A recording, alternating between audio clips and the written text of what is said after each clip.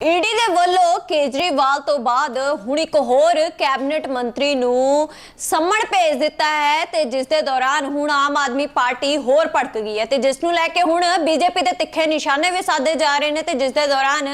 Cabinet ਮੰਤਰੀ ਆਤੀਸ਼ੀ ਦਾ ਇੱਕ ਵੱਡਾ ਬਿਆਨ ਸਾਹਮਣੇ ਆਇਆ ਤੇ ਉਹਨਾਂ ਨੇ ਕਿਹਾ ਹੈ ਕਿ ਜਾਣਬੁੱਝ ਕੇ ਈਡੀ ਦੇ ਵੱਲੋਂ ਸੰਮਣ ਭੇਜੇ ਜਾ ਰਹੇ ਨੇ ਤੇ ਬੀਜੇਪੀ ਪੂਰੀਆਂ ਚਾਲਾਂ ਚੱਲ ਰਹੀ ਹੈ ਤੇ ਸਾਡੀ ਸਰਕਾਰ ਨੂੰ ਘੇਰਨ ਦੀਆਂ ਕੋਸ਼ਿਸ਼ਾਂ ਕਰ ਰਹੇ ਨੇ ਤੇ ਪਹਿਲਾਂ ਉਹਨਾਂ ਨੇ ਕਿਹਾ ਕਿ ਕੇਜਰੀਵਾਲ ਨੂੰ ਗ੍ਰਿਫਤਾਰ ਕਰ ਲਿਆ ਤੇ ਦਿੱਲੀ ਦੇ ਮੁੱਖ ਮੰਤਰੀ ਅਰਵਿੰਦ ਕੇਜਰੀਵਾਲ ਤੋਂ ਬਾਅਦ ਹੁਣ ਕੈਬਨਿਟ ਮੰਤਰੀ ਨੂੰ ਜਾਣਬੁੱਝ ਕੇ ਫਸਾਉਣ ਦੀ ਕੋਸ਼ਿਸ਼ ਕਰ ਰਹੇ ਨੇ ਤੇ ਜਿਸ ਦੇ ਉੱਤੇ ਆਮ ਆਦਮੀ ਪਾਰਟੀ ਦੇ ਵੱਲੋਂ ਇੱਕ ਪਾਸੇ ਪ੍ਰਦਰਸ਼ਨ ਹੋ ਰਿਹਾ ਤੇ ਦੂਜੇ ਪਾਸੇ ਈਡੀ ਨੂੰ ਲੈ ਕੇ ਬੀਜੇਪੀ ਦੇ ਵੱਲੋਂ ਜਿਹੜੇ ਜਾਣਬੁੱਝ ਕੇ ਉਹਨਾਂ ਨੇ ਕਿਹਾ ਕਿ ਜਾਣਬੁੱਝ ਕੇ ਈਡੀ ਨੂੰ ਭੇਜਿਆ ਜਾ ਰਿਹਾ ਸੰਮਣ ਭੇਜੇ ਜਾ ਰਹੇ ਨੇ ਤੇ ਆਮ ਆਦਮੀ ਪਾਰਟੀ ਦੀ ਸਰਕਾਰ ਨੂੰ ਘੇਰਨ ਦੀਆਂ ਕੋਸ਼ਿਸ਼ਾਂ ਕੀਤੀਆਂ ਜਾ ਰਹੀਆਂ ਨੇ ਤੇ ਇੱਕ ਵਾਰ ਫਿਰ ਤੋਂ ਬੀਜੇਪੀ ਦੇ ਉੱਤੇ ਗੰਭੀਰ ਦੋਸ਼ ਲਗਾਏ ਜਾ ਰਹੇ ਨੇ ਤੇ ਤਿੱਖੇ ਨਿਸ਼ਾਨੇ ਸਾਧੇ ਜਾ ਰਹੇ ਨੇ ਤੇ ਬੀਤੇ ਦਿਨਾਂ ਦੇ ਵਿੱਚ ਦੱਸ ਦਈਏ ਕਿ ईडी ਦੇ ਵੱਲੋਂ ਦਿੱਲੀ ਦੇ ਮੁੱਖ ਮੰਤਰੀ ਅਰਵਿੰਦ ਕੇਜਰੀਵਾਲ ਨੂੰ ਗ੍ਰਿਫਤਾਰ ਕਰ ਲਿਆ ਤੇ ਅੱਜ ਇੱਕ ਹੋਰ ईडी ਦੇ ਵੱਲੋਂ ਕੈਬਨਿਟ ਮੰਤਰੀ ਨੂੰ ਜਿਹੜਾ ਸੰਮਣ ਭੇਜਿਆ ਗਿਆ ਤੇ ਜਿਸ ਦੇ ਦੌਰਾਨ ਹੁਣ ਲਗਾਤਾਰ ਆਮ ਆਦਮੀ ਪਾਰਟੀ ਇਸ ਗੱਲ ਦਾ ਵਿਰੋਧ ਕਰ ਰਹੀ ਹੈ ਅਤੇ ਉੱਥੇ ਹੀ ਇਸ ਗੱਲ ਨੂੰ ਲੈ ਕੇ ਜਿਹੜਾ ਨਾਰਾਜ਼ਗੀ ਵੀ ਜਤਾਈ ਜਾ ਰਹੀ ਹੈ। ਪੂਰੇ ਮੁੱਦੇ ਨੂੰ ਲੈ ਕੇ ਸੁਣਦੇ ਕੈਬਨਿਟ ਮੰਤਰੀ ਆਤੀਸ਼ੀ ਦਾ ਹੋਰ ਕੀ ਕਹਿਣਾ। जैसा कि राउज एवेन्यू कोर्ट में अरविंद केजरीवाल जी ने बताया कि उनकी गिरफ्तारी 4 बयान के आधार पर हुई, मात्र 4 बयान, जिसमें से पहला बयान सी अरविंद का, जो तब सचिव थे, सेक्रेटरी थे मनीष सिसोदिया जी के, जिनका बयान मात्र इतना है कि उनको सीएम रेजिडेंस में एक्साइज पॉलिसी से जुड़े हुए कुछ कागज पकड़ाए। सी अरविंद का बयान कहीं पर भी नहीं कहता कि अरविंद केजरीवाल जी ने पैसे लिए, किसी ने अरविंद केजरीवाल जी को पैसे दिए। वो सिर्फ इतना कहता है कि सीएम रेजिडेंस में एक्साइज पॉलिसी से जुड़े उनको कुछ कागज मिले। इसमें पैसे के लेन देन का कोई बयान नहीं। दूसरा बयान शरद चंद्र रेड्डी, जिनके बारे में आज देश का बच्चा बच्चा जानता है कि साउथ लॉबी के शराब कारोबारी शरद चंद्र रेड्डी ने ईडी का छापा पड़ने के बाद, ईडी की गिरफ्तारी के बाद 55 करोड़ रुपया इलेक्टोरल बॉन्ड्स के माध्यम से भारतीय जनता पार्टी को चंदा दिया। तो ये थी 4 में से 2 गवाही। बाकी दोनों गवाही पिता और पुत्र एमएसआर मगुंटा श्रीनिवासलू रेड्डी और उनके सुपुत्र राघव मगुंटा रेड्डी की थी, जिनकी पूरी डिटेल सौरभ भारद्वाज जी ने आपको बताई कि किस तरह से एक सांसद होने के नाते एमएसआर अरविंद केजरीवाल जी से मिले, अपने फैमिली ट्रस्ट के लिए जमीन मांगी। अरविंद केजरीवाल जी ने कहा कि आप हमें पत्र दीजिए, हम एलजी साहब को बताएंगे। उसके बाद ना एमएसआर का, ना उनके पुत्र राघव मगुंटा का अरविंद केजरीवाल जी से कोई भी संपर्क रहा। जब 16 सितंबर को उनके घर पे रेड होती है, फिर से पिता और पुत्र की स्टेटमेंट होते हैं, जहां पर वो दोनों कहते हैं कि हमारी अरविंद केजरीवाल जी के साथ कोई जान पहचान नहीं है। मात्र उनके पिताजी एमएसआर एक बार अरविंद केजरीवाल जी से मिले, फैमिली ट्रस्ट की जमीन के लिए मिले। लेकिन ईडी को इससे संतुष्टि थोड़ी होती है।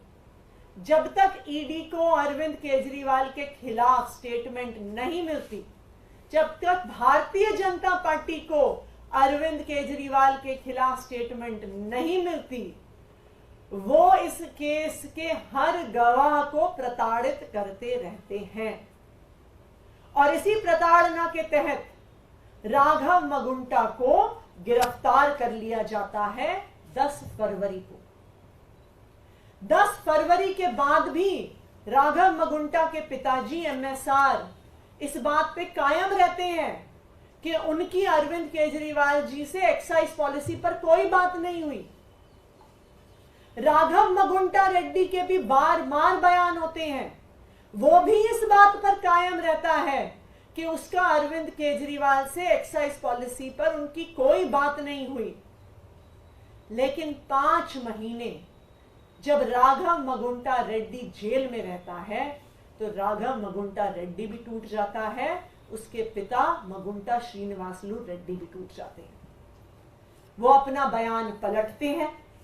16 जुलाई को वो अरविंद केजरीवाल जी के खिलाफ अपने तीसरे बयान में अरविंद केजरीवाल जी के खिलाफ बयान देते हैं और 18 जुलाई को उनके बेटे को बेल मिल जाती है। ये सारा सीक्वेंस ये दिखा रहा है कि जब तक अरविंद केजरीवाल के खिलाफ बयान नहीं आता, हर गवाह पर दबाव बनाया जाता है, उसको प्रताड़ित किया जाता है। जैसे ही अरविंद केजरीवाल के खिलाफ बयान आता है, गवाही बंद हो जाती है, बयान लेना बंद हो जाता है और अरविंद केजरीवाल के खिलाफ के बयान को ईडी अपनी इन्वेस्टिगेशन में दर्ज कर लेती है। और अब जिस तरह से शरद रेड्डी का और भारतीय जनता पार्टी के रिश्ते का खुलासा हुआ इलेक्टोरल बॉन्ड्स की स्टेटमेंट बाहर आने के बाद,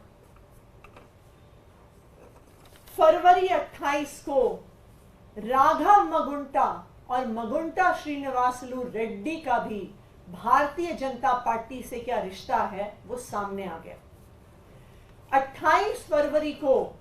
दोनों पिता और पुत्र ने टीडीपी, जो भारतीय जनता पार्टी का एलाई है, जो एनडीए का घटक दल है, 28 फरवरी को एमएसआर और उनके सपुत्र राघव मगुंटा टीडीपी ज्वाइन कर लेते हैं। और कल 29 अप्रैल को पिता मगुंटा श्रीनिवासलू रेड्डी को भारतीय जनता पार्टी के एलाय टीडीपी से लोकसभा चुनाव लड़ने का टिकट मिल जाता है। तो जिस साउथ लॉबी की बात हम पिछले 2 साल से भारतीय जनता पार्टी की प्रेस कॉन्फ्रेंस में सुन रहे हैं, ईडी द्वारा प्लांटेड खबरों में सुन रहे हैं, ईडी की वकीलों की दलीलों में सुन रहे हैं, उस साउथ लॉबी का रिश्ता साफ साफ भारतीय जनता पार्टी से है। साउथ लॉबी का एक महत्वपूर्ण व्यक्ति शरद चंद्र रेड्डी भारतीय जनता पार्टी को 55 करोड़ रुपए चंदा देता है और साउथ लॉबी के एक महत्वपूर्ण शराब कारोबारी मगुंटा श्रीनिवासलू रेड्डी और उनका बेटा राघव मगुंटा बीजेपी के एलआई टीडीपी में शामिल होते हैं और एनडीए की टिकट से लोकसभा का चुनाव लड़ते हैं। तो साउथ लॉबी का, शराब कारोबारियों का सीधा सीधा रिश्ता भारतीय जनता पार्टी से है। तो मैं आज ईडी को यह चैलेंज करना चाहती हूं कि अगर आप वास्तविक तौर पे एक इंडिपेंडेंट इन्वेस्टिगेटिंग एजेंसी हैं तो इन सारे फैक्ट्स को रिकॉर्ड पे लेके आइए। भारतीय जनता पार्टी और साउथ लॉबी के इस रिश्ते को इन्वेस्टिगेट करिए, भारतीय जनता पार्टी को आरोपी बनाइए और अपनी चार्जशीट में भारतीय जनता पार्टी और साउथ लॉबी, जो साउथ की शराब कारोबारियों की लॉबी है, उनसे भारतीय जनता पार्टी के रिश्ते को कोर्ट के सामने रखिए। यह मेरा ईडी को चैलेंज है।